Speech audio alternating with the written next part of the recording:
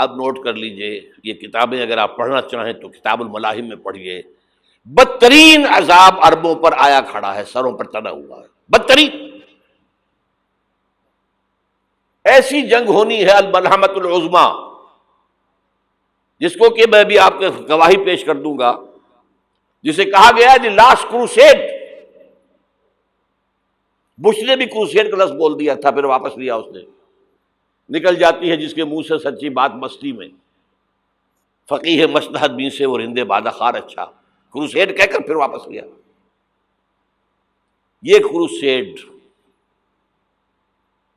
اس کے اوپر جس قدر نقصان ہونا ہے عربوں کا، گریٹر اسرائیل بنے گا، یہ عراق، شام، اردن، سعودی عرب کا کچھ شمالی علاقہ، ترکی کا جنوبی علاقہ، مصر کا صحرائے سینا، اور اس کے ساتھ ہی جو بہترین اس کا زرخیز ترین علاقہ ڈیلٹا آف نائل، یہ سب یہودیوں کے قبضے میں جائیں گے۔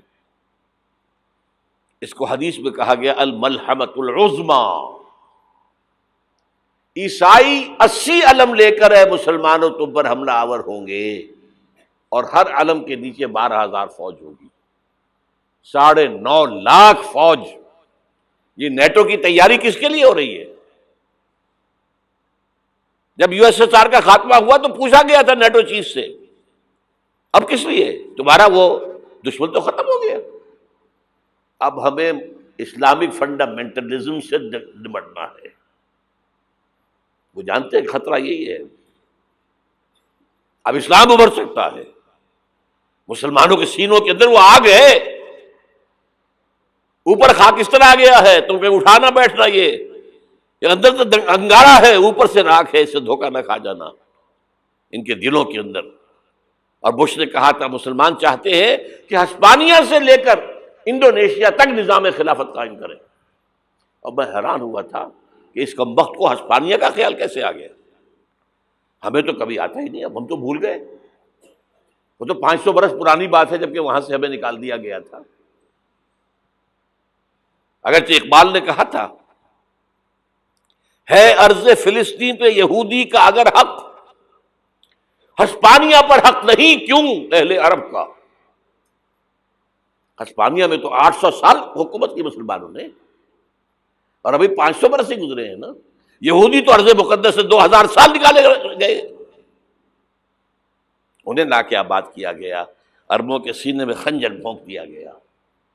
وہ چھوٹا سا ملک جو چاہتا کرتا، کوئی پوچھنے والا نہیں۔ امریکہ جیسے اپنے بیٹے کی حفاظت کرے ویسے کرتا ہے اس کی۔ اور حضور نے فرمایا ہے وہ جنگ جب ہوگی تو ایک باپ کے اگر 100 بیٹے ہوں گے تو 99 ختم ہو جائیں گے، ایک بچے گا۔ یہ حدیث ہے، حدیث ہے صحیح۔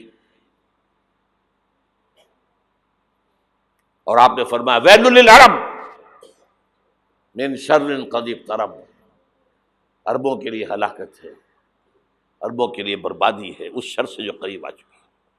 اور آج جس طرح انہوں نے ان کی تہذیب کو اختیار کر لیا ہے، دبئی جا کر دیکھیے، بدترین مغربی معاشرہ جو ہے وہ دبئی کے اندر ہم نے قائم کر کے دکھا دیا۔ اب سعودی عرب اس راستے پر بڑھ رہا ہے۔ اور اس کے بعد نمبر 2 پر جو ہے ہم پاکستانی ہیں، لیکن میں اس کے وہ پہلی بات جو کہہ رہا ہوں وہ تو یقینی ہے، اس میں تو احادیث صحیحہ موجود ہے۔ اگرچہ اس کے بعد پانسا پلٹے گا، پھر حضرت مہدی کا ظہور ہوگا، حضرت عیسیٰ کا نزول ہوگا، اور وہ گریٹر اسرائیل گریٹر گریو یارڈ بنے گا یہودیوں کا، ایک ایک یہودی قتل ہوگا اور دفن ہوگا۔ یہ بات میں ہونا ہے، میں پہلی بات بات کر رہا ہوں۔ وہ پانسا پلٹے گا جب پلٹے گا، ابھی جو سامنے ہے وہ کیا ہے؟ جس ملحمۃ العظمیٰ کہا حضور نے، جسے آرمگیڈون کہتے ہیں عیسائی۔ آرمگیڈون کی اگر کہیں جا کر آپ دیکھیں گے، آپ ڈکشنری میں مانی تو کیا لکھا ہے؟ A very big war which will be fought between the forces of evil and good before the end of this world۔ اس دنیا کے خاتمے سے پہلے خیر اور شر کی قوتوں کے درمیان بہت بڑی جنگ ہوگی۔ ارمجدون اسے کہتے ہیں عربی میں، اور آرمگیڈون اسے کہتے ہیں انگریزی کے اندر۔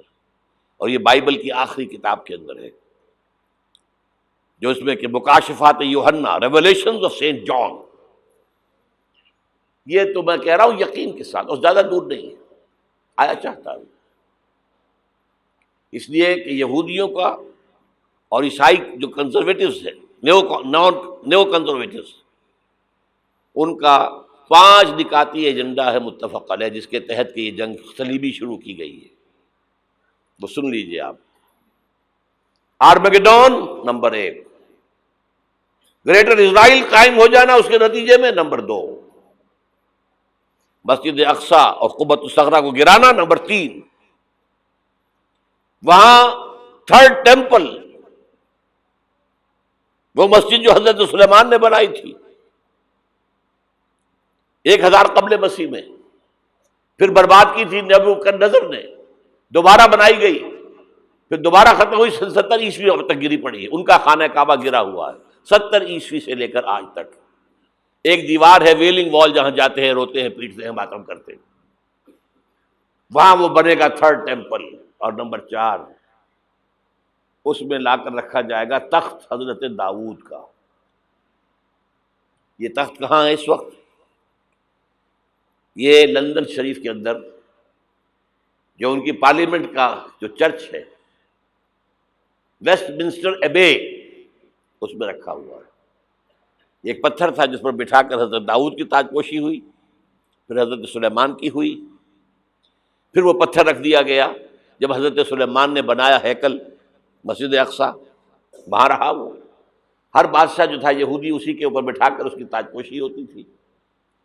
سن 70 میں ٹائٹس نے گرایا اسے، ہیکل کو، وہ پتھر لے گیا، وہاں سے روم گیا، روم سے آئرلینڈ گیا، آئرلینڈ سے اسکاٹ لینڈ آیا، اسکاٹ لینڈ سے انگلینڈ آیا، اور اب وہ رکھا ہوا ہے 14ویں صدی عیسوی سے آج تک.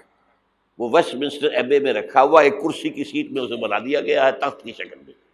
اب انگریزوں میں کوئی ملکہ ہو، کوئی بادشاہ ہو جس کی بھی تاج پوشی ہونی اس میں ہوتی. یہ لا کر رکھا جائے گا تھرڈ ٹیمپل میں، اور اس پر یہودیوں کے خیال کے مطابق ان کا مسیحا آئے گا جو مسیح دجال ہوگا. عیسائیوں کے خیال کے مطابق حضرت عیسیٰ آئیں گے، وہ ہمارا بھی خیال ہے حضرت عیسیٰ آئیں گے علیہ السلام. بہرحال یہ تو بات کی باتیں ہیں نا. اس وقت جو میں عرض کر رہا ہوں، عربوں پر بہت بڑا عذاب، اور پاکستان کا معاملہ البتہ یہ ہے، میں یقین سے نہیں کہہ سکتا. ہینگنگ ان دی بیلنس، ہو سکتا ہے اللہ تعالیٰ ہم پر رحم فرمائے، ہو سکتا ہے، اگرچہ اس کی کچھ شرائط ہوں گی. چمن کے مالک اگر بنا لیں موافق اپنا شعار، اب بھی چمن میں آ سکتی ہے پلٹ کر چمن سے روٹھی بہار، اب بھی ہو سکتی ہے. اور یہ بھی ہو سکتا ہے کہ اللہ تعالیٰ نے معجزانہ طور پر ہمیں ملک دیا، ہم نے اللہ سے بدعہدی کی، وعدہ خلافی کی، غداری کی، لہذا سزا دی جائے اور ہم سے یہ ملک چھین لیا جائے. It's just possible. دور نہ سمجھے اسے، انہونی بات نہ سمجھے. جو گھیراؤ ہو رہا ہے آپ کے مغرب میں نیٹو فورسز اور مشرق میں بھارتی فورسز گدھوں کی طرح بیٹھے ہوئے انتظار کر رہے ہیں پاکستان اور ڈسٹیبلائز ہو جائے، یہاں اور بدامنی ہو جائے. اب لاہور میں پھر آج دھماکے ہو گئے ہیں. 2 دن پہلے کا دھماکہ میں سہ کے آیا ہوا ہوں، آپ کے سامنے بیٹھا ہوں. وہ جانیں بچی ہیں، جو ہماری اکیڈمی کا حشر ہوا تو میں آپ کو نہیں بتا سکتا. یہ سارا کیوں ہو رہا ہے؟ تاکہ یہاں بدامنی ہو جائے اور ہمیں جواز مل جائے. مغرب سے نیٹو فورسز داخل ہو جائیں، مشرق سے بھارتی فورسز آ جائیں، اور ہمارے ایٹمی دانت توڑ کر اور پھر ہمیں بھارت کے سامنے ڈال دیا جائے. نو ڈو ایز یو لائک. یہ ان کا نقشہ ہے. ہوگا کیا وہ اللہ جانتا ہے. ہوگا وہ جو اللہ چاہے. لیکن اللہ کا چاہنا جو ہے وہ کس پر منحصر ہے؟ یہاں انقلاب برپا کرو، یہاں اسلام لاؤ. اگر دھندوں میں لگے رہو گے تو وہ خود بخود نہیں آ جائے گا انقلاب. صحابہ نے جانیں دی تھی، کتنی تکلیفیں اٹھائی تھی.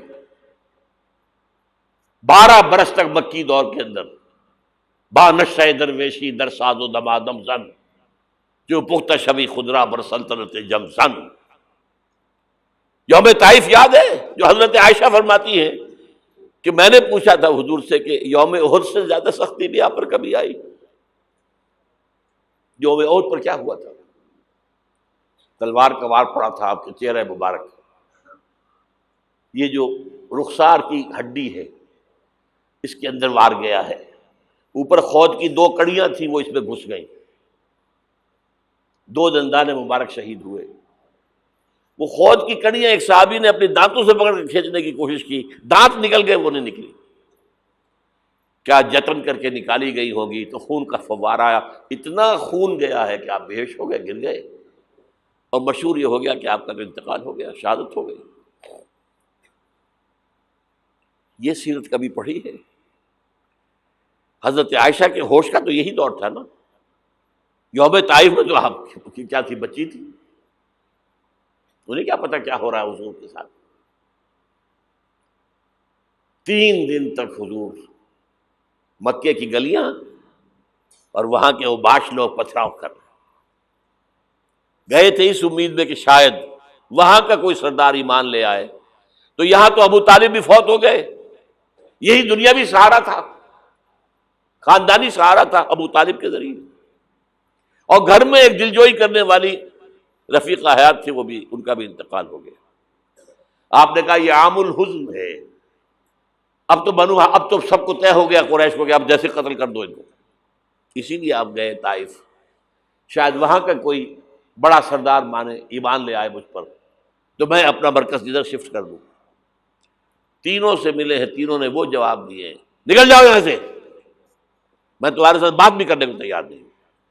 اچھا، تمہارے سوا کوئی نہیں ملا تھا اللہ کو نبی بنا کر بھیجنے کے لیے؟ دیکھو جاؤ، میں بات نہیں کرنا چاہتا، ہو سکتا ہے میں بے عزتی کر بیٹھوں، اور واقعی تم اللہ کے نبی ہو تو میں مارا جاؤں گا، جاؤ جاؤ جاؤ۔ یہ سلوک محبت کے ساتھ ہوا ہے۔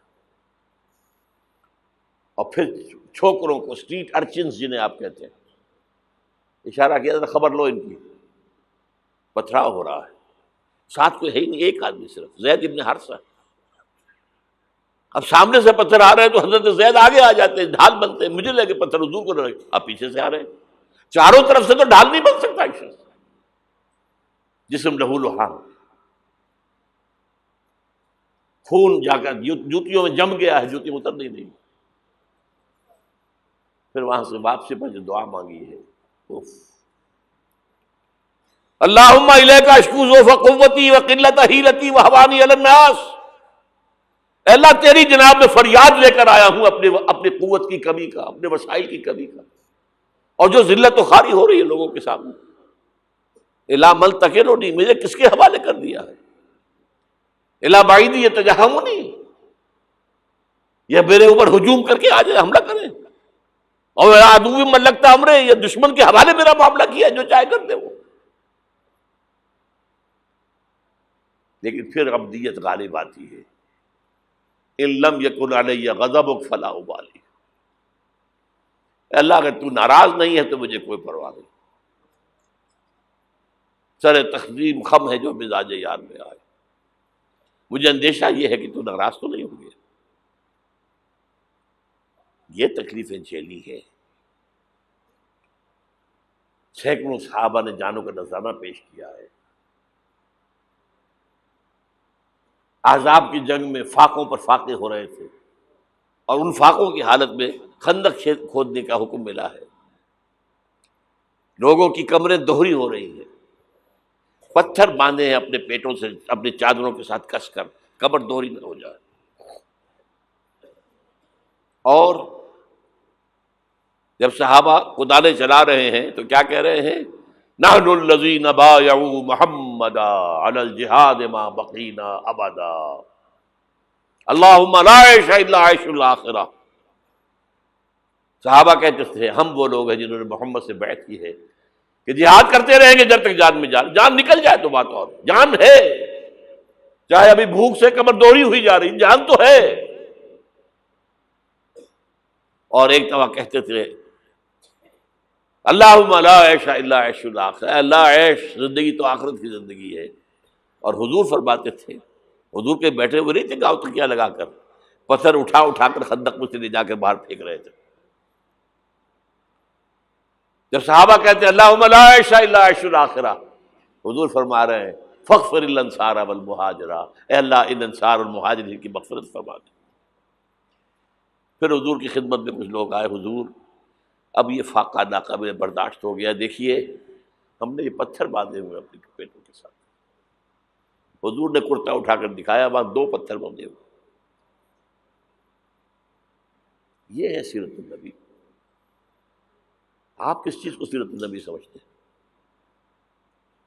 بہرحال اس موضوع پر میری ایک کتاب ہے منہج انقلاب نبوی، کہ انقلاب کیسے آیا تھا۔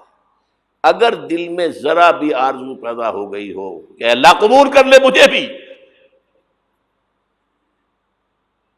مجھے قبول کر لے اس کام کے لیے، تو وہ کتاب آپ کے لیے مست ہوگی، اس کا پڑھنا۔